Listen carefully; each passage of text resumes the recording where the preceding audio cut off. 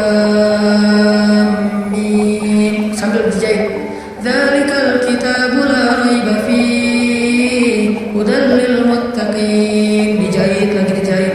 Dan bukan satu luka, ada beberapa luka di sekujur tubuhnya. Alladzina yu'minuna bil ghaibi wa yuqimuna as-salata wa mimma razaqnahum yunfiqun. Coba lihat. Itulah pertolongan Allah untuk anak-anak ini.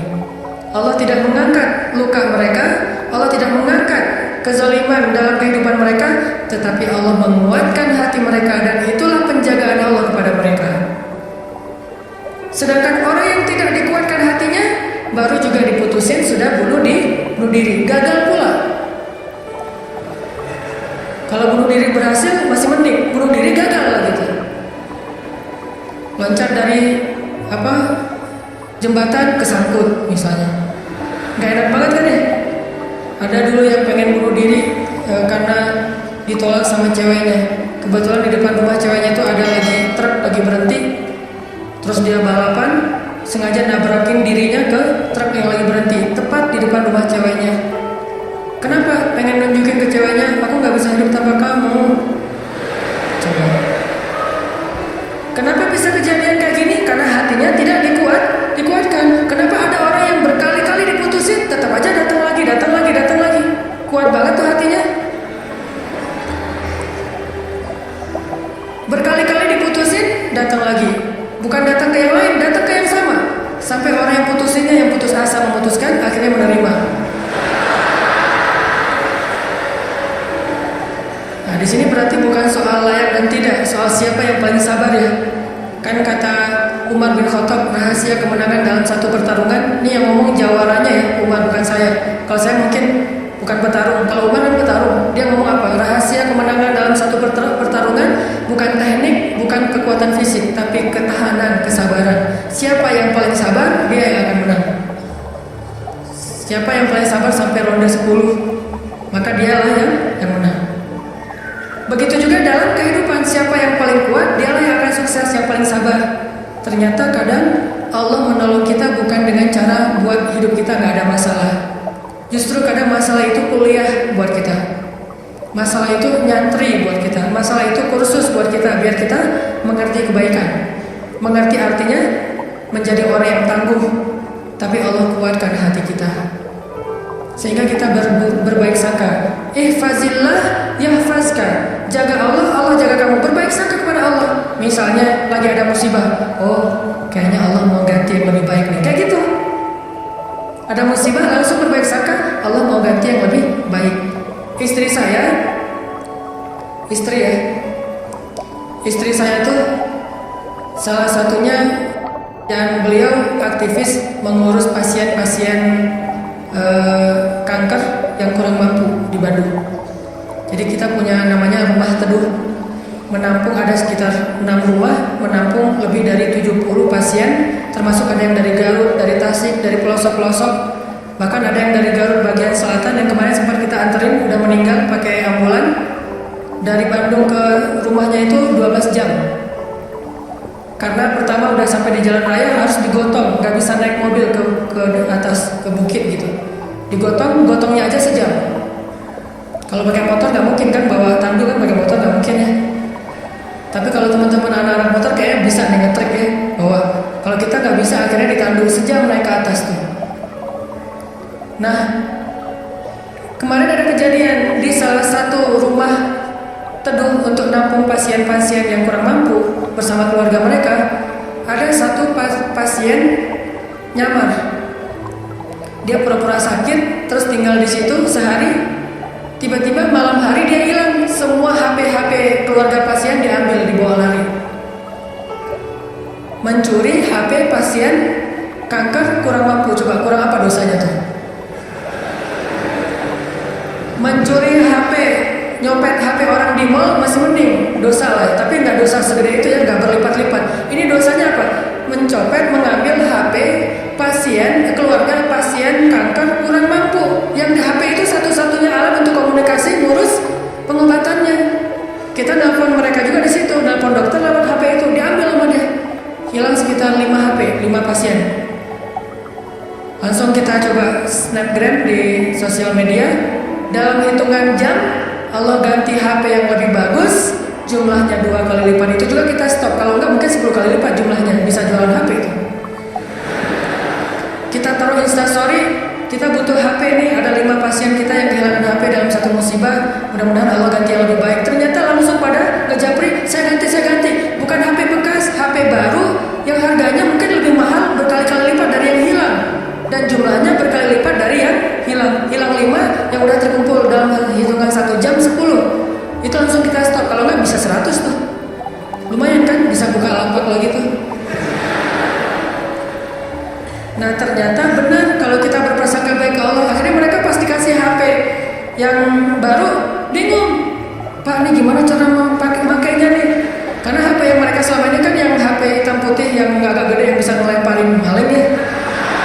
Sekarang HP-nya slim, warna, bisa selfie. Mudah-mudahan sih nggak sibuk selfie ya. Alhamdulillah dikasih yang lebih baik. Coba berprasangka aja sama Allah. Dan itu mudah banget bagi Allah. Saya juga pernah hilang HP. Malam-malam mau ada acara tahajud bareng. Bangun tidur karena udah telat bangunnya.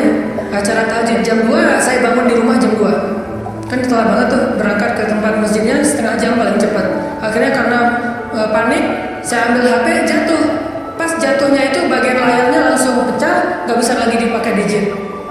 Wah, HP saya hilang. Langsung doa, Allahumma ajurni fi musibati wa akhlif li khairan minha. Ya Allah, beri saya pahala dalam musibah saya, beri saya ganti yang lebih baik darinya. Waktu itu HP saya HP harga 2 juta. Paginya jam 10 pagi Allah ganti dengan Samsung Note 5 yang waktu itu harganya masih 10 juta. Coba langsung cash langsung dikasih Allah. Gimana caranya? Allah yang punya cara. Dan kita nggak harus tahu caranya karena ayatnya juga wa yarzuqhu min haitsu la yahtasib. Dari jalan yang Allah yang kalian tuh nggak pernah duga. Prasangka baik sama Allah. Ditolak, oh berarti akan diberikan yang lebih baik dari ini. Ditolak lagi, oh berarti lebih baik lagi. Cari lagi yang lebih baik, ditolak lagi. Makanya nyarinya yang terbaik. Begitu ditolak, Allah berarti akan menggantikan yang lebih baik dari dia. Itu ada cewek, Masya Allah, berhijab, hafal Al-Quran, juz 30. Lancar.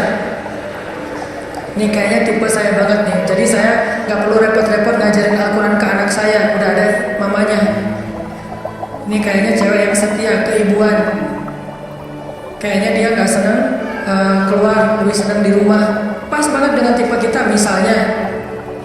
Ternyata pas datang ditolak, maaf saya udah tunangan. Lagi-lagi kayak gitu ya, gak survei dulu sih, langsung datang aja. Karena gak ada surveinya, datang ditolak. Oh, mudah-mudahan dikasih yang tadi juz 30. Karena ditolak dikasih yang 30 juz. Tapi sekarang masih juz 30 juga, bertahan. Pas sudah nikah nanti dia hafal Quran jadi 30 juz. Bisa kayak gitu? Bisa banget. Kerjaan, ada satu kerjaan yang kita gak berhasil, satu usaha nih. Lagi mulai usaha kecil, modal 1 juta usaha. Ternyata ada yang gak jujur, kita ketipu, gagal. Jangan langsung berburuk sangka ke Allah. Apa maunya lagi Allah nih? Saya kan melakukan usaha ini gara-gara saya meninggalkan riba. Masa saya meninggalkan riba tapi malah makin sulit? Kayaknya Allah gak rela ya. Saya mau hijrah, udah deh saya balik lagi. Malah saya juga sama Allah. Kayak gitu kan? Berarti kita sudah berburuk sangka kepada diri kita sendiri. Harusnya, oh Allah gak mau ngasih saya rezeki yang receh kayak gini nih. Makanya dibikin ini ada masalah dikit, dikasih rezeki yang lebih besar. Usaha lagi.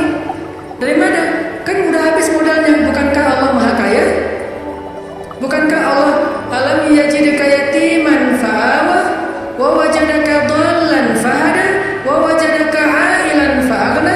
Tinggal kita yakin aja dan berbaik sangka kepada Allah. Makin yakin dan makin berbaik sangka, makin Allah nunjukin hal-hal yang ajaib dalam hidup kita. Saya sering cerita, pasti teman-teman mungkin sebagian pernah dengar di YouTube. Gimana saya ngebuktiin kebesaran Allah dengan sedikit mengambil resiko gambling, yaitu berangkat ke luar negeri gak punya modal sama sekali, gak bawa duit 1 rupiah pun gak bawa, berangkat ke luar negeri. Terus apa keyakinan saya? Baik sangka kepada Allahnya. Saya cuma berbaik sangka waktu itu Allah di Indonesia sama Allah di Mesir itu sama. Beda nggak Allah di Indonesia dengan di Mesir? Sama kan ya? Terus yang ngasih makan kita di Indonesia Allah, berarti yang ngasih makan kita di Mesir Allah juga, ya udah berarti nggak ada masalah. Orang yang ngasih makannya sama, kecuali yang ngasih makannya beda. Di Indonesia yang ngasih makan ayah, berarti di Mesir harus cari ayah mertua. Ayah bukan pemberi makan, tetapi ayah yang dengan lewat dialah Allah memberi kita makan. Tapi punya cara yang lain, Allah lah pemberi makan. Akhirnya saya berangkat. Allah di Indonesia dengan Allah di Mesir sama.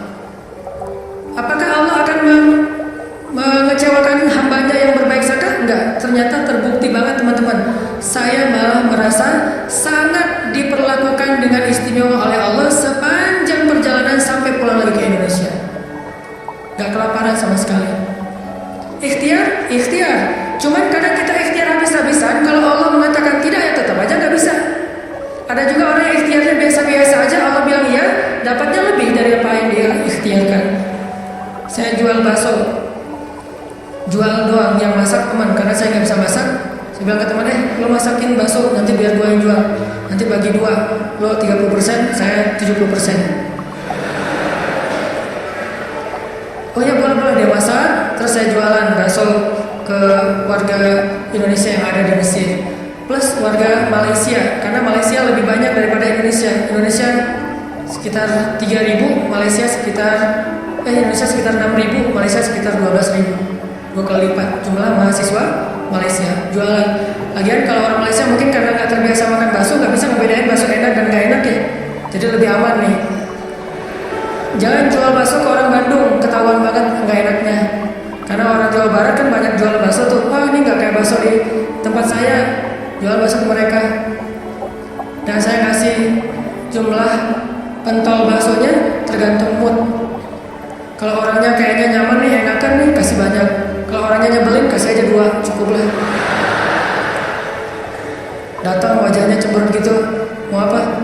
Beli bakso. Oh ya, 2 kasih aja. Terus temannya, Mas, iya, mau apa? Beli bakso? Boleh, oh boleh, kasih 10. Akhirnya pas makan bro, beli sebelah, kok beda? Beda amalan. Rugi kan? Nggak rugi, untung juga gede. Bakso, catering, jual dolar keliling, terus pokoknya ada adik kelas baru datang langsung dipalakin, dolarnya sini, langsung kasih dengan pon Mesir, dolar, dalam sehari bisa dapat $1.000 lumayan.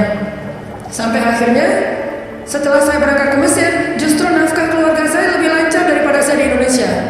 Buktinya apa? Adik-adik itu sekolah saya biayain, kirim dari Mesir, dari mulai dia SD, SMP, SMA dibiayain. Terus ibu nanya, saya nanya ke ibu, Mak, kan di Aceh, Mak butuh apa di rumah? Kalau abang ada duit lebih, Mak pengen beli kulkas. Karena seumur saya, kita belum pernah punya kulkas sendiri, rumah juga kontrak. Kalau Ramadan itu ngambil es dari rumah tetangga. Nah ini mau Ramadan nih, pengen punya kulkas sendiri. Oh boleh Mak, berapa aja lah. Yang 5 juta juga gak apa-apa kata Mak. Kemahalan. Akhirnya saya kirim 1,5 juta beli kulkas yang 1 pintu, yang kecil. Semua bahagia. Mak butuh apa lagi? Ya ini adik-adik baju lebaran belum dibeli, kirim baju lebaran. Mak butuh apa lagi? Ini bulan uang kontrakan bulan ini belum bayar, kirim. Ternyata benar kalau kita berbaik sangka ke Allah sekali, Allah akan membalasnya minimal 10 kali. Sampai menikah di sana, punya anak di sana, pulang ke Indonesia. Saya sering gambling dengan cara berbaik sangka kepada Allah. Tapi jangan gambling sesuatu yang Allah nggak janjikan ya. Saya berbaik sangka ke Allah, berdiri aja di rel kereta, pasti nggak akan ditabrak lah. Allah nggak pernah bilang siapa yang berdiri di rel kereta akan aku tolong dan tidak akan ditabrak. Nggak ada janji Allah kayak gitu. Ada gitu ayatnya. Coba gambling ke yang ada ayatnya. Siapa yang bertakwa pasti akan aku kasih jalan keluar. Siapa yang bersabar pasti aku berikan pertolongan. Siapa yang sholat pasti aku akan membantu dia. Yang Allah udah janjiin, maka gamblinglah dengan hal itu. Ambillah resiko dengan janji-janji itu. Tapi kalau Allah nggak ngejanjiin apa-apa, jangan ambil resiko, karena Allah juga nggak punya perjanjian. Siapa yang loncat dari tower pasti akan selamat, nggak ada ayatnya, nggak ada hadisnya. Siapa yang minum racun nggak apa-apa, karena dia minum racunnya ikhlas, nggak ada minum racun ikhlas. Ini teman-teman, berbaik sangka kepada Allah, maka kita nggak bakalan kecewa. Ada masalah apa aja, ngasih kebaikan. Yang baik-baik aja yang dipikirin tentang Allah. Begitu sekali kita berburuk sangka ke Allah, sekali itu kita telah memberikan kesempatan buat diri kita untuk celaka atau mendapatkan kerugian. Aku tergantung prasangka hambaku kepadaku. Makanya cerita yang paling populer yang kita baca di Al-Quran itu ketika Nabi hijrah ke Madinah. Apakah perjalanan hijrah Nabi mudah? Enggak. Jadi kalau kita ngerasa perjalanan hijrah kita itu enggak mudah, berarti kita juga ngerasain apa yang dirasakan Nabi Muhammad SAW. Bukan kita doang yang susah dalam hijrah, Nabi juga susah. Padahal Nabi lebih dekat ke Allah daripada kita. Yang itu siapa? Umar. Itu hijrah yang paling mudah. Sebelum hijrah, posting dulu. Besok mau hijrah, hari ini posting. Captionnya apa? Wahai orang-orang Quraisy, ketahuilah bahwa saya besok bakalan hijrah.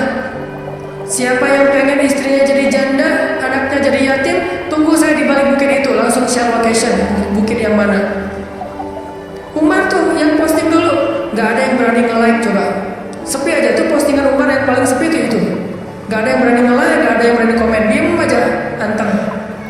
Besoknya Umar hijrah. Ada nggak yang berani nungguin Umar di luar kota? Gak ada. Yang berani mencegat Umar? Gak ada. Karena mencegat Umar sama aja dengan bunuh diri. Ada dua orang yang gak berani dicegat di Quraisy tuh, Umar sama Hamzah. Sedangkan Rasul dan Abu Bakar orang yang dianggap lemah. Walaupun sebetulnya Nabi kuat, cuman gak pernah bertarung, gak pernah mukul orang sehingga gak ditakuti. Kalau adu kekuatan pasti Nabi itu paling kuat, cuma kan gak pernah mukulin orang, sehingga dianggap ini mah orang gak menakutkan. Kalau Umar kan sering mukul orang, bukan sering, hobi itu. Sebelum hijrah, hobi mukul orang. Sama kayak Nabi Musa, hobi noel orang, noel aja mati. Lo apaan sih? Mati. Kan orang Kipti kan ditoel sama Nabi Musa, belum diapa-apain, baru ditakol dikit lah, udah mati. Ini Umar, paling gampang hijrah itu Umar. Sedangkan Nabi sendiri yang lebih soleh daripada Umar, susah hijrahnya. Harus sembunyi-sembunyi, harus diam-diam, harus ngambil arah yang berlawanan dari kota Madinah. Kota Madinah ke sebelah sini, Nabi malah perginya ke sebelah sini. Bukan mendekat, malah menjauh dari Madinah. Terus masuk ke dalam sebuah lubang, bukan goa, lubang kecil, namanya di atas Jabal Sur, sehingga disebut dengan Gua Sur. Sembunyi berdua sama Abu Bakar di situ nyumput. Ketahuan juga tuh takdir Allah. Kenapa Allah nggak buat orang-orang menjauh biar Abu Bakar dengan Rasulullah itu enak di dalam tempat itu, nggak ada yang ganggu. Sengaja Allah bikin skenario-nya kayak gitu. Untuk apa? Untuk tunjukkan bahwa Allah Maha Kuasa. Buat orang yang beriman itu nggak ngaruh. Mau kayak gimana juga sulitnya nggak ngaruh. Yang penting Allah ridho, itu aja yang penting. Yang penting Allah bersama kita. Cuma itu yang penting. Sehingga akhirnya ketika orang-orang berada tepat di mulut gua, itu jarak Nabi sama musuhnya itu cuma hitungan jengkal loh. Setengah lutut mereka, setengah kaki mereka itu udah kelihatan sama Nabi kayak gini nih. Tepat di depan Nabi. Sampai Abu Bakar berbisik ke Rasulullah, "Ya Rasulullah, kalau mereka ngelihat ke bawah, pasti mereka akan menemukan kita. Gimana nih? Abu Bakar yang khawatir. Abu Bakar yang takut. Bukan takut dan khawatir terhadap keselamatan dirinya, tapi khawatir terhadap keselamatan kekasihnya Rasulullah SAW. Saking sayangnya Abu Bakar kepada Rasul. "Ya Rasulullah, gimana nih? Apa kata Rasulullah? "Ya Abu Bakar." Lembut Nabi ngomongnya. "Ya Abu Bakar, ma dhannuka bisnain? Allahu salisuhuma." Ya Abu Bakar, kenapa kamu mikir kita berdua doang? Bukankah Allah yang ketiga? Jadi kalau kita merasa sendiri, kenapa kita berpikir kita sendiri? Bukankah Allah yang kedua? Kalau kita merasa sedikit, kenapa kita berpikir sedikit? Bukankah Allah itu punya banyak pasukan yang diturunkan dalam perang Badar, perang Ahzab dan yang lainnya? Ma dhannuka bisnain? Allahu salisuhuma. Kenapa kamu mikir cuma berdua padahal Allah yang ketiga? La tahzan, innallaha ma'ana. Jangan khawatir ya Abu Bakar, Allah bersama kita. Setelah Rasulullah ngomong kayak gitu, apa yang terjadi? Apakah musuh kemudian menemukan mereka? Tidak. Gimana cara Allah memalingkan mereka? Allah palingkan hati dan pikiran musuh. Nggak kepikiran melihat ke bawah, nggak pengen juga melihat ke bawah. Ini cara Allah nih. Kalau ada berita bahwa di situ ada laba-laba, ada merpati bikin sarang, itu masih kontroversi di antara ulama. Ada ulama mengatakan itu benar, ada ulama mengatakan itu dhaif. Allahu a'lam. Tapi yang pasti Allah memalingkan mata, pikiran dan hati musuh dari melihat ke arah Rasul dan Abu Bakar. Itulah pertolongan Allah. Bukan ketemu terus tarung, musuh kalah, gak usah serepot itu. Allah gak mau juga ngerepotin hambanya. Allah cuma pengen nunjukin kebesarannya aja. Dibuat musuh datang sampai sedekat mungkin, ukurannya cuma beberapa sentimeter, tapi dalam kedekatan yang luar biasa itu Allah tunjukin mereka tidak bisa ngapa-ngapain. Dipalingkan aja wajahnya, ngelihat ke semua sisi dilihat, tapi ke bawah enggak. Kan gak masuk akal kan? Kenapa bisa kayak gitu? Inilah kebesaran Allah. Padahal harusnya melihat ke semua sisi, termasuk lihat ke bawah ada orang nggak di dalam lubang-lubang itu. Nggak kepikiran sama sekali. Apakah satu orang musuh? Ada puluhan musuh, dan puluhan musuh itu tidak satu orang pun yang berpikir untuk melihat ke dalam lubang itu. Satu orang pun nggak berpikir. Begitulah cara Allah menolong kita. Allah bisa buat semua hati sayang kepada kita sehingga Allah angkat derajat kita. Allah mengangkat derajat seseorang, merendahkan yang lain. Tiba-tiba semuanya jadi simpatik sama kita, respect sama kita. Mudah banget buat Allah. Dan kita melihat itu dalam banyak kejadian dalam kehidupan kita. Ada orang yang tiba-tiba muncul, ada orang yang tiba-tiba tenggelam, dan itu cara Allah. Ada yang orang tiba-tiba Allah buat dia terkenal, tiba-tiba orang dihindarkan dari semua orang, tinggal sendiri. Itu sangat mudah buat Allah.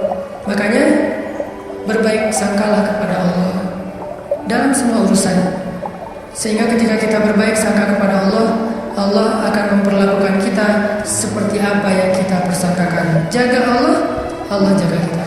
Itu satu. Hari ini dua aja nih. Gimana maksud jaga Allah sehingga Allah jaga kita? Satu, berbaik sangka. Kedua, arti jaga Allah, Allah jaga kita ada di Al-Baqarah. Fadhkuruni azkurkum. Ingatlah Allah ketika kita senang, nanti Allah ingat kita ketika kita susah. Itu ayatnya. Walaupun terjemahannya nggak sejelas itu. Terjemahannya ingat aku ingat kamu. Tapi tafsirnya maksudnya ingat aku ketika kamu lagi senang, ketika kamu lagi lapang, ketika kamu merasa nggak butuh. Nanti aku akan ingat kamu ketika kamu lagi susah, lagi sempit, lagi butuh. Fadhkuruni adzkurkum. Jangan cuma ingat Allah pas kita butuh, sehingga nanti Allah baru akan ingat kita di kebutuhan berikutnya. Karena Allah membalas perbuatan kita, bukan langsung waktu itu. Jadi kalau kita mau ditolong ketika susah, jadilah orang yang selalu mengingat Allah ketika kita senang. Lagi gak ada masalah ini, tetap ingat Allah. Gimana ingat Allah ketika kita lagi senang? Bersyukur ketika dapat nikmat, alhamdulillah ini nikmat dari Allah. Diingat Allahnya tuh dimention terus, di-tag terus, sehingga ketika nanti kita kekurangan, Allah akan bilang, itu hambaku lagi kekurangan, aku bantu deh. Karena ketika aku kasih dia nikmat, dia ingat aku. Begitu dia punya masalah, aku akan ingat dia. Apa contohnya? Contohnya ada seorang laki-laki, ini cerita Nabi nih, hadis, tapi hadisnya dalam bentuk cerita. Ada seorang laki-laki lagi musafir di zaman sebelum zaman Nabi, mungkin di zaman Nabi Isa atau zaman Nabi sebelumnya, tidak disebutkan. Yang jelas umat terdahulu, Bani Israel. Ada seorang laki-laki lagi jalan, di tengah jalan dia melihat ada segumpal awan yang bentuknya aneh. Awan ini awan yang sangat gelap, warnanya abu pekat, benar-benar mau hujan deras, tapi ukurannya nggak besar, ukurannya seukuran satu petak sawah doang gitu. Dia perhatiin ini awan kok aneh, yang lain cerah, tiba-tiba ada satu awan kayak gitu. Gak lama dia memperhatikan, terdengar suara dari langit berbicara kepada awan, dan dia dengar suara itu. Apa kata-kata dari langit? Ya ghamam, isqi mazra'ata fulan bin fulan.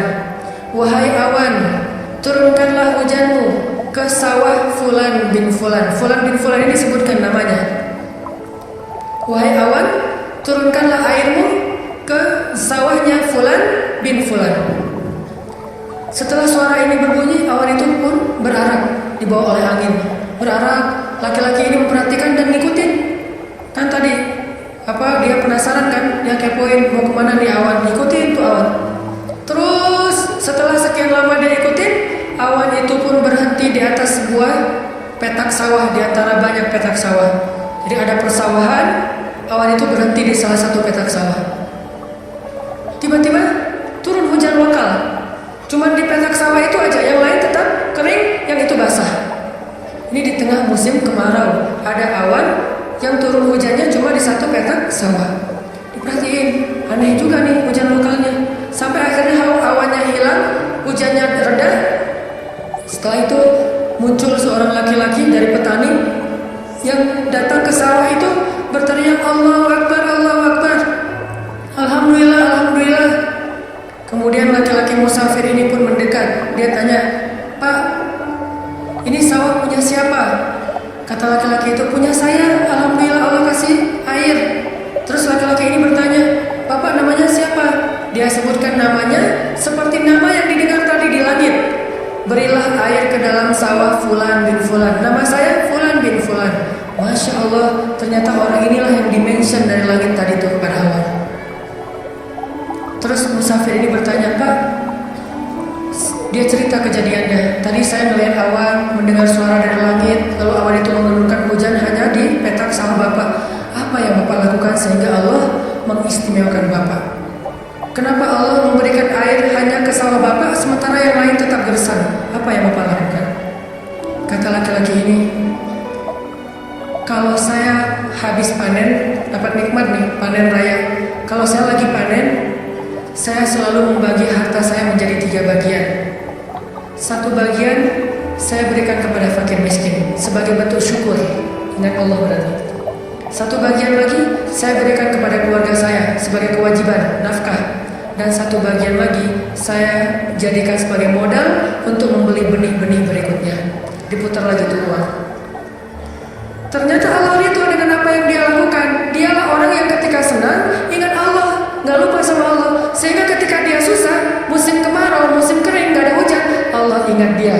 Begitulah Nabi berkisah tentang laki-laki ini, tentang bab syukur di dalam banyak cerita-cerita ulama. Berarti maksud dari menjaga Allah, Allah jaga kita adalah bersyukur kepada Allah. Ingat Allah ketika kita senang, ketika kita sehat. Nanti Allah juga akan ingat kita ketika kita susah, ketika kita sakit. Minimal ingatnya dalam bentuk Alhamdulillah, ini anugerah dari Allah. Alhamdulillah, ini karunia dari Allah. Jangan lupa.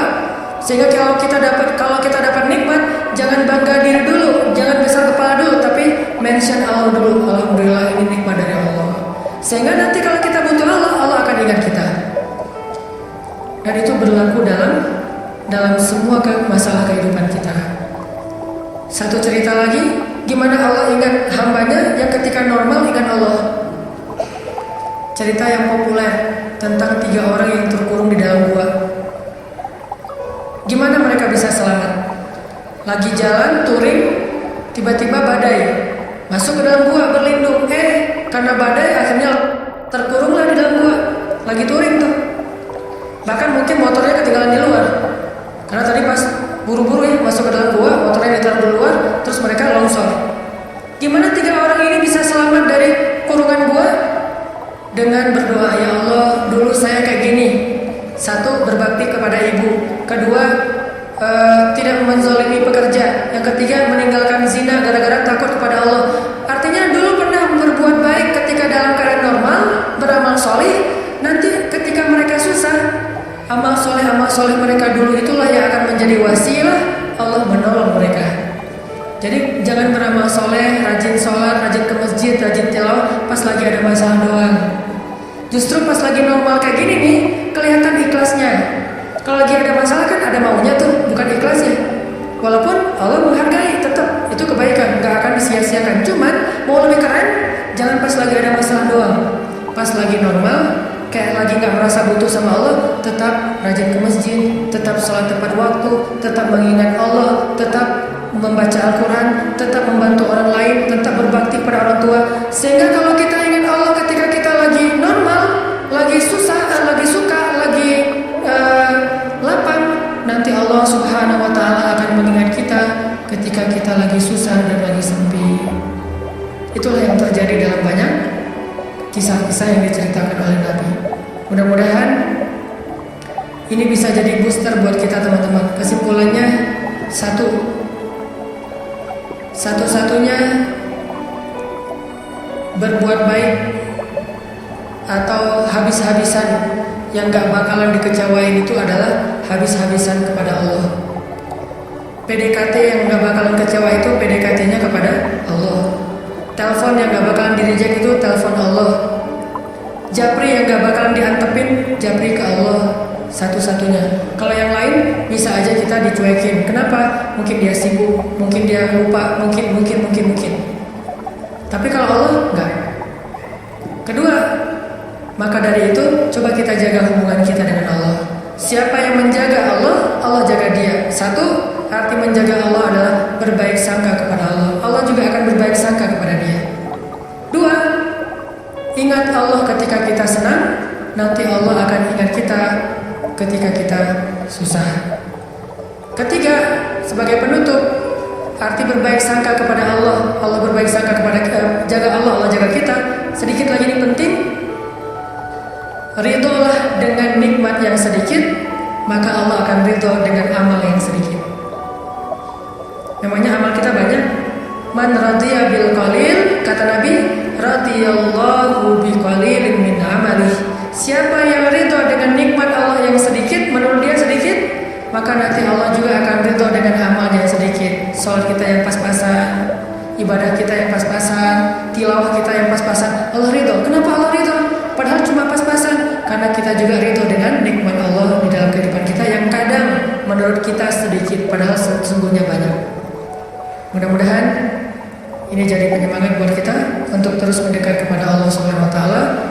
Jangan kecewain Allah, maka Allah gak bakalan ngecewain kita. Kenyataannya sering kita ngecewain Allah, Allah juga belum ngecewain kita. Tapi Allah punya batasan. Kalau kita terus-terusan kayak gitu, nanti akan datang janji Allah membalas suatu keburukan sesuai dengan perbuatan yang buruk itu. Auzubillahi min dzalik. Barakallahu li wa lakum. Wassalamualaikum warahmatullahi wabarakatuh.